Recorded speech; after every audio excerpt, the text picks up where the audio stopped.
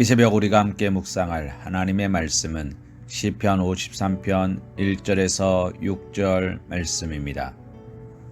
어리석은 자는 그의 마음에 이르기를 하나님이 없다 하도다. 그들은 부패하며 가증한 악을 행하며 선을 행하는 자가 없도다. 하나님이 하늘에서 인생을 굽어 살피사 지각이 있는 자와 하나님을 찾는 자가 있는가 보려 하신즉 각기 물러가 함께 더러운 자가 되고 선을 행하는 자 없으니 한 사람도 없도다. 죄악을 행하는 자들은 무지하냐. 그들이 떡 먹듯이 내 백성을 먹으면서 하나님을 부르지 아니하는도다. 그들이 두려움이 없는 곳에서 크게 두려워하였으니 너를 대항하여 진친 그들의 뼈를 하나님이 흩으심이라. 하나님이 그들을 버리셨으므로 내가 그들에게 수치를 당하게 하였도다. 시온에서 이스라엘을 구원하여 줄 자 누구인가.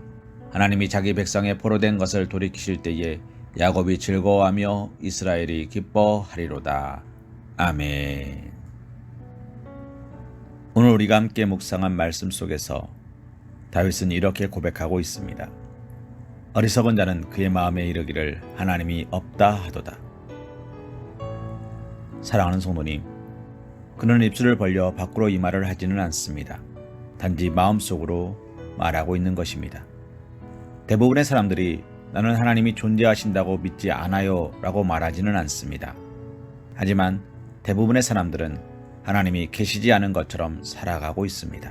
다윗은 우리에게 마음속으로 하나님에 대해 어떻게 믿고 신뢰하는가에 따라 우리가 어떻게 사는지를 결정한다는 것을 상기시켜주고 있습니다.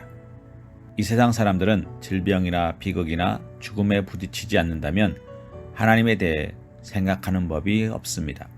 설령 그런 경험을 한다고 해도 금방 하나님을 잊어버리곤 합니다. 하지만 오늘 말씀 속에 다윗은 하나님에 대해 어떻게 믿느냐가 우리의 의지를 좌지우지한다는 것을 이야기합니다. 1절 말씀 속에 그들은 부패하며 가증한 악을 행하며 선을 행하는 자가 없도다 라고 이야기합니다. 하나님이 안 계시다 라고 말하는 것은 선한 것이 없다 라고 말하는 것이라는 것입니다. 2절은 하나님에 대해 어떻게 믿느냐가 당신의 생각을 결정한다는 것을 말해줍니다. 하나님은 자기를 알고 찾는 사람이 있는지를 살펴보셨습니다. 그러나 한 사람도 찾을 수 없으셨습니다.